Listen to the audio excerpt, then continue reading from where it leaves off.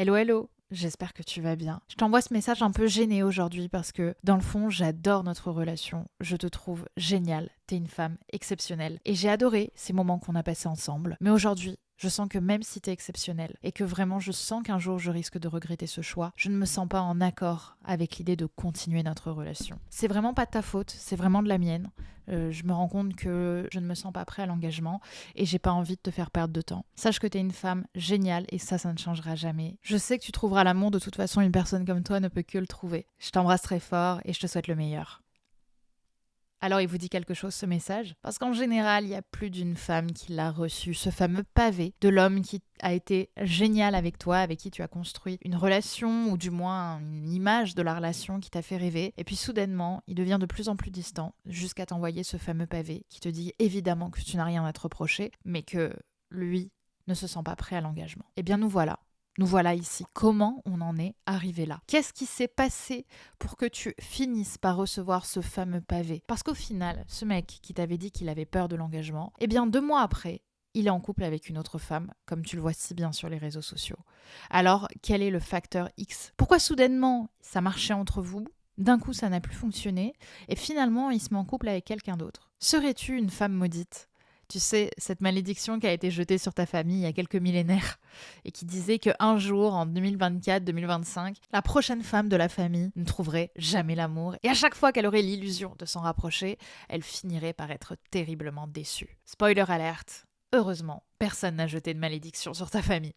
Ou alors, beaucoup de malédictions ont été lancées vu le nombre de femmes qui m'ont déjà raconté cette histoire. En fait, si on en arrive là, ce n'est pas pour rien. C'est parce qu'on a des comportements, des idées, mais aussi des choix d'hommes qui nous amènent à constamment se retrouver devant des personnes qui ne veulent pas s'engager. Et c'est ce dont on va parler aujourd'hui, des 3 habitudes toxiques de l'homme qui a peur de l'engagement. De cet homme qui au départ va te donner une impression absolument fabuleuse que tu es la bonne personne pour lui et que vous allez vivre un couple assez exceptionnel et qui finalement dans le temps s'éloigne petit à petit. Alors je vais te partager ici 3 habitudes toxiques de l'homme qui a peur de l'engagement, mais qui ne te le dira pas au premier, ni au deuxième, ni au troisième rendez-vous. Première habitude, monsieur peur de l'engagement va vers des femmes qui s'engagent vite. Waouh, étonnant.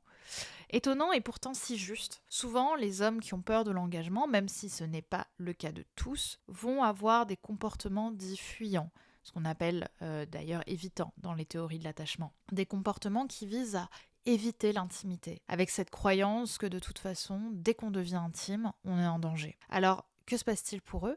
Tout simplement d'aller vers des femmes qui, elles, ont très envie de créer du lien, plutôt un tempérament dit anxieux, qui va avoir besoin de se sentir aimable. Elle a tellement peur de finir seule qu'elle va tout donner, tout l'amour qu'elle espère recevoir, elle va le donner à quelqu'un dès les premiers rendez-vous, dès les premiers instants, sans même valider que l'autre lui plaise réellement, pas seulement en cherchant un petit peu dans ses insécurités. Cet homme va aller vers des femmes qui s'engagent vite, vers des femmes qui s'engagent intensément et avec qui la passion va être rapide. Quelques petits jeux d'engagement, de séduction, il lui dit qu'elle est géniale, elle l'écoute, elle s'investit et hop, nous voilà partis. Le problème de ça, c'est que quelques jours ou quelques semaines plus tard, monsieur va réaliser qu'il est avec une femme qui lui amène tout ce qui l'angoisse. Puisque lui a peur de l'engagement, il va vers des femmes très engageantes qui vont confirmer la croyance que l'engagement est un danger, que l'intimité est un danger. Parce que d'un autre côté, s'engager vite, ce n'est pas forcément une bonne chose non plus. Alors finalement, on se retrouve avec 2 pièces d'un puzzle qui s'embriquent parfaitement. L'un ne veut pas s'engager par peur de l'engagement et du danger, et il va donc aller vers une femme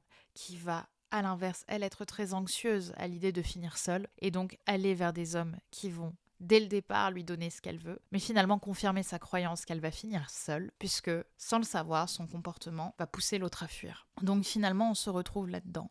Les deux se sentent victimes d'une situation qui confirme finalement la croyance qu'ils ont d'eux-mêmes. Donc attention, les hommes qui ont peur de l'engagement vont vers des femmes qui s'engagent vite, pour finalement confirmer que l'engagement, c'est pas pour eux. Alors est-ce que tu t'y retrouves dans cette habitude de vite venir dans la relation, de vite vouloir créer du lien, de vite vouloir se rapprocher de l'autre, de vite vouloir vivre une grande histoire d'amour avec l'autre et de tout donner sans t'acclimater à l'autre? Si c'est le cas, peut-être que tu te retrouveras là-dedans, peut-être que tu as besoin de prendre un peu plus de temps avant de tout donner à l'autre, d'y aller petit à petit. Deuxième habitude, je vais avancer masqué, en étant très séduisant pour qu'elle s'arrête à ça.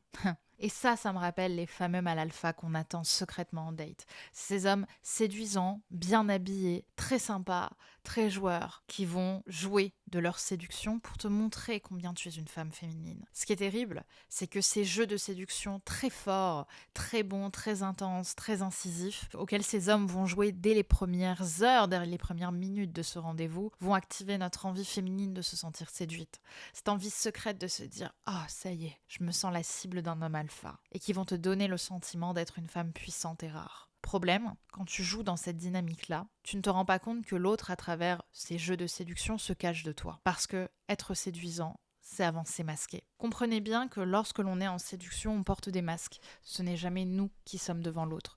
C'est une partie presque romancée de nous-mêmes, érotique de nous-mêmes, une partie qu'on a mis en conscience et dans laquelle on a créé des jeux. Un peu comme des jeux érotiques finalement. En fait, c'est ce qu'on appelle la drague. Et la drague, ce n'est pas naturel. La drague, ce n'est pas voir l'autre. Draguer, ce n'est pas séduire. La séduction, ce n'est pas être séduisant. Comprenez bien que jouer de séduction, c'est souvent le meilleur moyen pour ces hommes de ne pas être révélés. Les femmes s'arrêtent à la séduction, elles vont craquer, jouer, se sentir très vite emportées par ce jeu très conscient de séduction. Et à l'inverse, les hommes vont avancer masqués, ne pas se montrer eux-mêmes et finalement juste suivre un petit peu machinalement, mécaniquement, ce qu'ils ont toujours fait avec les femmes pour se sentir, pour avoir l'illusion d'être séduisant, pour se sentir agréable aux yeux de la jante féminine.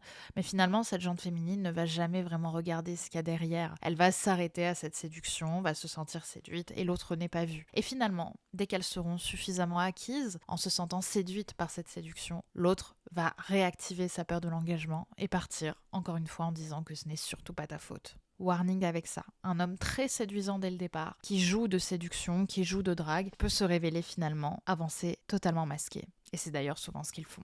Enfin, troisième point, pour moi, habitude la plus toxique, je ne vais jamais être sincère dans ma peur de l'engagement. Je veux dire par là que je vais toujours, peut-être verbaliser à la limite, le fait que j'ai très envie de te voir, mais que je ne suis jamais disponible. Cet égal-là, je te garde sous le coude. Je vais m'inventer des problèmes. En fait, je ne vais jamais te dire que je veux m'arrêter là avec toi, mais plutôt te dire que finalement, je suis pas disponible ce soir pour te voir et que j'en suis vraiment désolée. Que finalement, ta grand-mère a besoin de toi et que ça t'a pris la tête. D'ailleurs, fun fact, un jour, un homme m'a même planté le jour de l'incendie de Notre-Dame, alors que c'était prévu depuis au moins 15 jours qu'on devait se voir et que j'attendais ça avec impatience, en me disant que l'incendie l'avait tellement dévasté qu'il se sentait pas prêt à sortir de chez lui. Évidemment, j'avais été là pour lui à ce moment-là. Et fun fact, le lendemain, j'ai réalisé qu'il était en soirée avec des potes à se rouler la gueule sous alcool et sous bière. Bon, qu'est-ce que j'ai à vous dire de plus finalement ? Il y aura toujours des bonnes raisons de ne pas voir quelqu'un, mais il y aura toujours de très bonnes raisons de le voir. Un homme qui ne va jamais vous voir parle. Un homme qui ne va jamais vous voir utilise le langage des actes pour vous dire ses réelles intentions. Même s'il vous dit qu'il a envie de vous voir, même s'il s'invente des problèmes, même s'il a des problèmes, dans le réel, il ne veut pas vous voir. Dernièrement, j'ai lu un témoignage d'une femme qui disait qu'un jour, alors que son bébé était en réanimation, elle avait quand même trouvé le temps d'annuler son rendez-vous chez le coiffeur. Vous vous rendez compte ? Au fin fond d'un hôpital, avec un bébé entre la vie et la mort, elle avait annulé son coiffeur et elle s'était excusée et était repartie dès le lendemain pour honorer sa séance. Évidemment, cela après qu'on lui ait confirmé que son bébé était sorti d'affaire. Donc finalement, les actes parlent, les actes disent. Les actes sont le seul réel langage des humains. Quand je te dis quelque chose, est-ce que je le fais ? Est-ce que je suis cohérent ou pas ? Si je ne suis pas cohérente, privilégiez toujours les actes. Donc au final, je vais jamais vraiment être honnête dans ma manière de faire. Je vais essayer de te garder sous le coude en t'envoyant des messages, en te disant que j'ai quand même envie, mais que je n'ai pas la possibilité. J'ai envie de vous dire, on a toujours la possibilité. Et à ce moment-là, c'est de votre responsabilité de quitter l'illusion de la relation. Voilà ce que je voulais vous partager, mesdames, dans ce podcast. J'espère qu'il vous aura parlé, j'espère qu'il vous aura inspiré, j'espère qu'il vous aura aidé à comprendre les habitudes toxiques de l'homme qui a peur de l'engagement.